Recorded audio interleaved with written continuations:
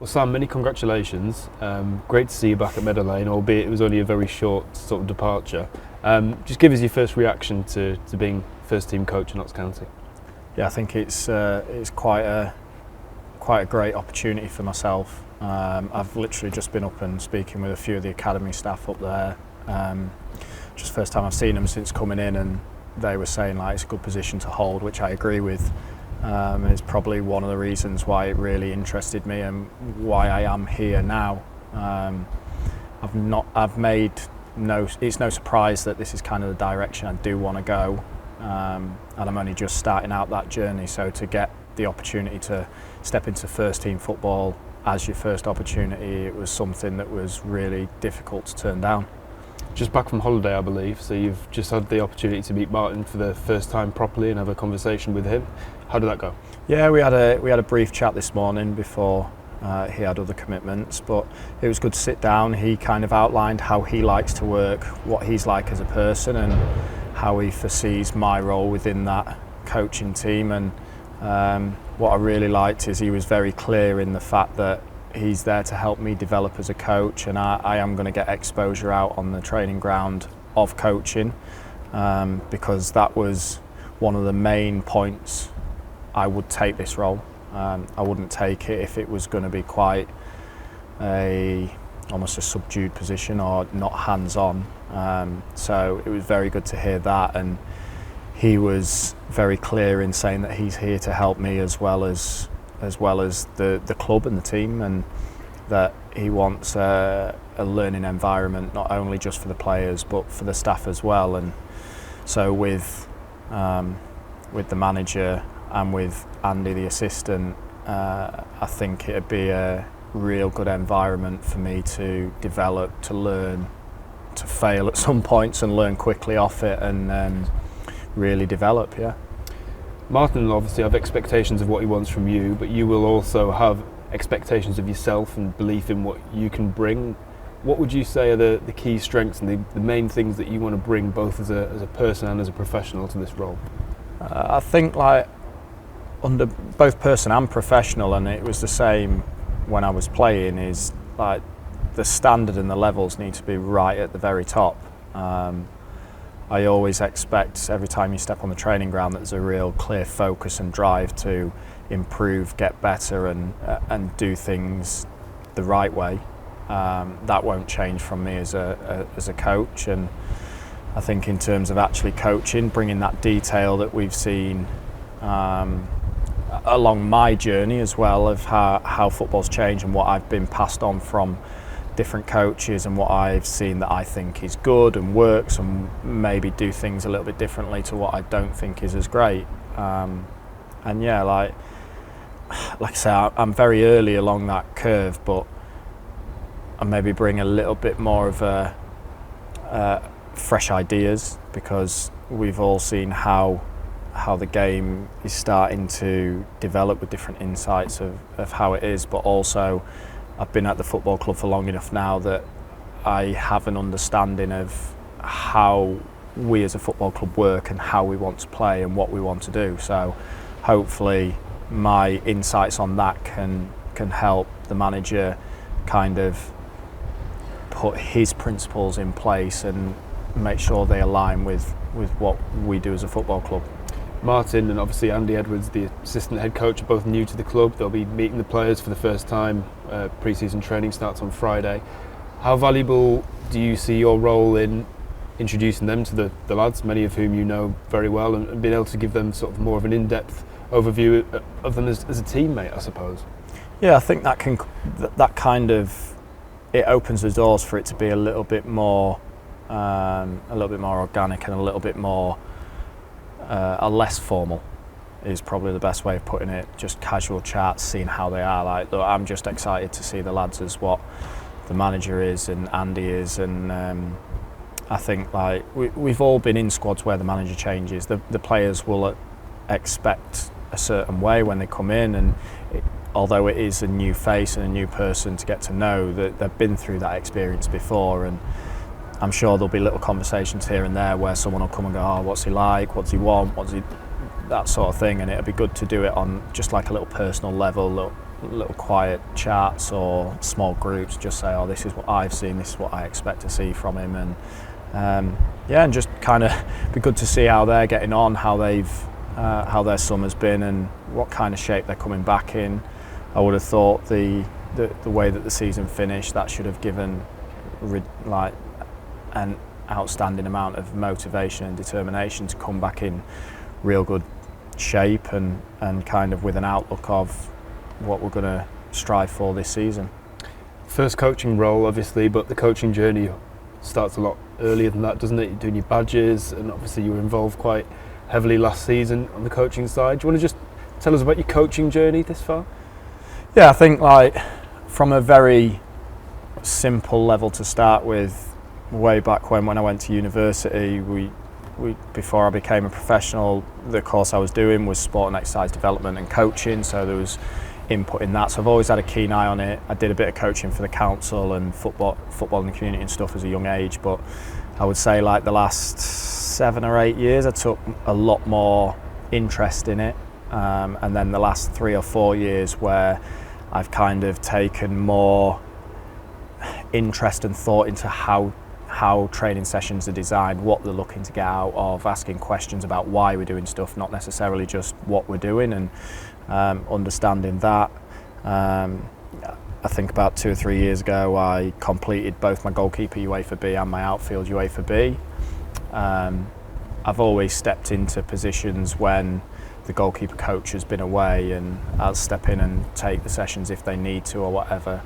Last year I spent a lot of time around our schedule doing coaching with the B team. I wanted to put myself in a position where I was exposed to different elements of coaching, and long term I kind of foreseed being an outfield coach, not just a goalkeeper coach. So I really wanted to kind of explore that and see what it looks like and see how it works. And like I say, put myself in that situation that's a little bit uncomfortable, but it's the only way I'm going to learn and develop my craft. And then in this summer I started my A licence, so we're very much along those lines of I want to develop myself personally. And I think I've always been like that as a person. I kind of have a hunger and a thirst to learn and develop and want to get better for whatever, whether that is the way that I coach or my practice design or how I am as a person, how I deal with people, how we build different cultures and things like that. I always have an interest and a thirst to develop that knowledge. And then like if I can be fully honest, I probably over the last 18 months from a playing capacity has been a little bit up and down, but I've also taken just as much, if not more, joy from seeing other players perform well and doing well, from me helping them, giving them a little tip, or we work on something together and you see that come out, and that's given me that joy just as much, or if not playing. So that was quite a strong indicator when it came to making a decision of taking this role, that it was probably something that I should do.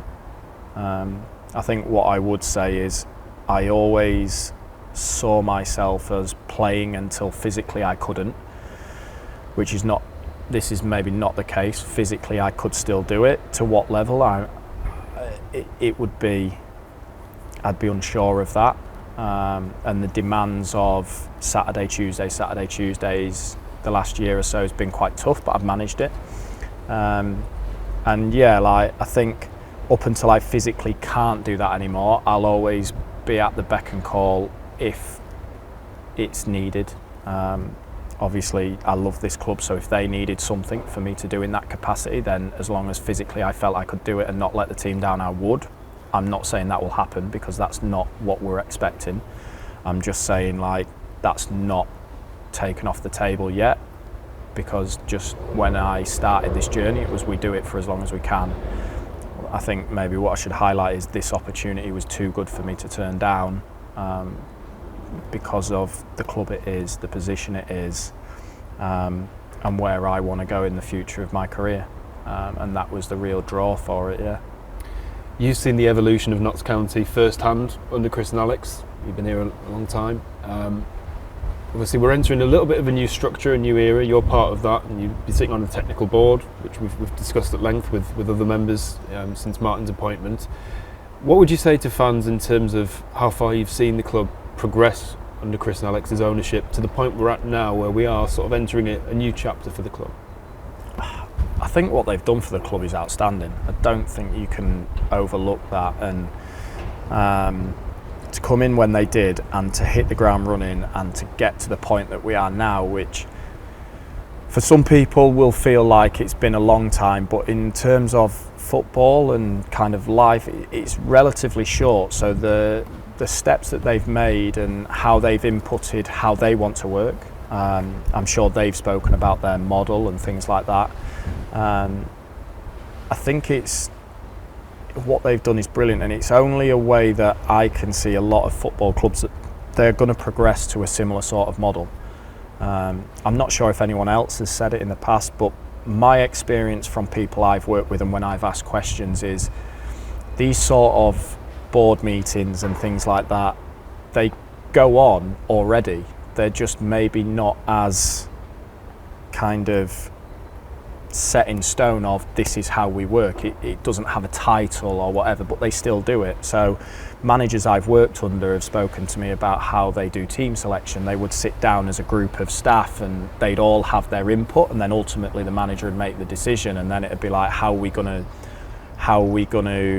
build our game plan for this game, and everyone would have their contributing factors. And this seemed to be quite a common thing that happened in the teams that I've been in that have been successful. So I don't see why it would be a bad thing. It's just that it's definitely a good thing. It's just we've given it a title and we're working this way.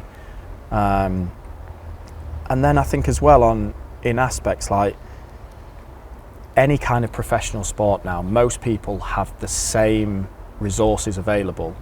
We have extra resources available, so why don't we find a way to use them? And if we can, that gives us an advantage, it gives us an edge. And if we can use that efficiently and correctly, then it can only be a good thing to do.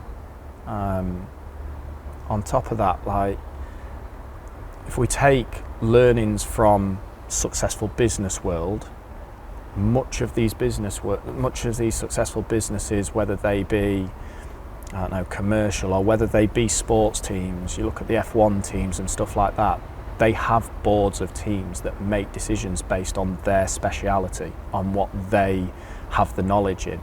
So I think, like, from the success of Chris and Alex's business away from here, we'd be foolish to not explore how we can apply that in a football capacity.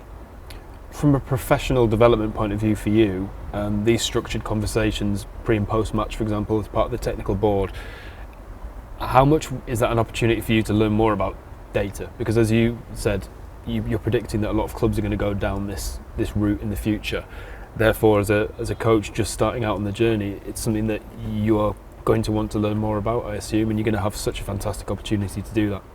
Yeah, I mean, something for myself, even before Roberto came in and Rich Montague was the director of football, I would say to Rich quite often I was interested in the data and how their model works and things like that, and down to my own whatever happened, I never went to him even more and looked into that. So I have that interest already, and it'll be good to see how they use it, what data points they bring to the table, what data points have real strong kind of effects on the pitch, what data points don't. I think for context as well, what we should understand as everybody is a lot of football recently, and like I'm saying, the closest time has probably been affected by Klopp and by Guardiola, how their teams play football, and then there's been a lot of teams that try to either copy but that with their own style. But the way that coaching changes and the way that tactics change is all based on insights brought up by data. So when teams were playing more direct and getting the ball forward, that would have been based on data of well, the more times the ball's in the opposition half and the more times the ball's in the opposition's box, then the more chances we get and stuff like that. It's just what different insights and data points are brought to counteract specific styles of play, specific shapes, things like that. And that's how people basically develop their football model. They develop how they recruit players, how they're going to play a specific game. So all these things have been used in the past, that maybe just not been given as much light as what this kind of the announcement of how we're going to work is bringing, and the data they bring. So yeah, in what we're saying, the data that they can bring to these pre and post ones can only help us develop a better feedback loop, which in the long term should develop us as coaches, as players, as team. And if we keep adding on to that feedback loop and refining it and making it better, then hopefully we can get a really successful tool to be used. We've just had the pleasure of speaking to Chris about all of this, and one of the points that he was keen to stress was that him, Alex and Roberto, they want input from the coaching team on what data you might find useful. So it's very much a case of they will have ideas of the metrics that might be of use to you, but I think it's going to be very much a two-way conversation, isn't it, in terms of you guys potentially coming up with some ideas of what they could look into on your behalf. Yeah, 100%. I can't sit here and tell you what data metrics I would want, and I don't think Chris and Alex could sit there and say these are the data points that we want to give them. It is a conversation that we sit down with, and the way I would see it is that after we have analysed our opponents who we're going to play, then there is that conversation there that if there's a specific kind of danger that they present, then well, what are the data points that show that danger's occurring, and if we see that, can we then pass it, that kind of thing. Like, I don't think it's going to be just a square peg square hole all the time. It's going to be that. It's going to be right, this is the kind of thing we see from our opposition. These are the data points that show it, and can we use that? And then it's up to the coaches to say, right, how do we counteract that? How do we develop a plan to go against that or exploit it? And then if there's things the other way where like data points for us that's showing that we're doing a specific thing, it's not quite working, then it's back and forth. Like it's understanding which points at which times we need, and we can, like I say, we can really refine that by having these post-match debriefs after, and did they work? Yes, brilliant. Let's log that for this thing that works. Did it work? No. Okay, how can we do that different? What's a little bit better way of finding how that kind of thing that happened on the pitch can be shown throughout the data? The lads are back soon. What's in store for you between now and Friday?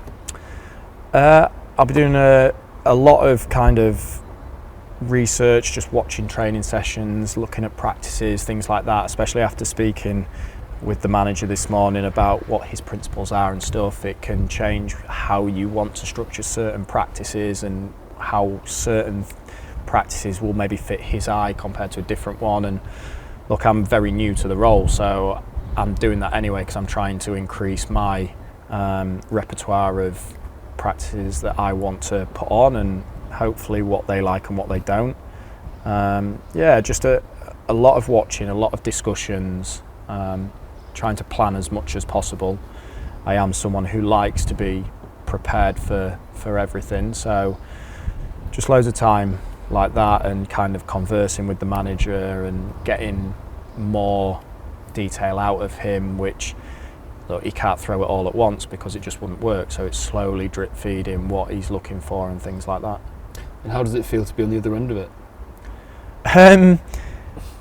Yeah, it is a little bit strange. I think for the last year or so I've maybe been feeling or speaking a bit more like this, especially towards the end of the year when they asked me to help out with the first team on match days and things like that. I was definitely a bit more involved, but still not to this capacity. So it's exciting. I know this is the route I want to go long term, and I've got a real passion for trying to help players get better. So just kind of trying to jump jump in 2 feet first from the very start and learn as much as I can in as quick a time as possible.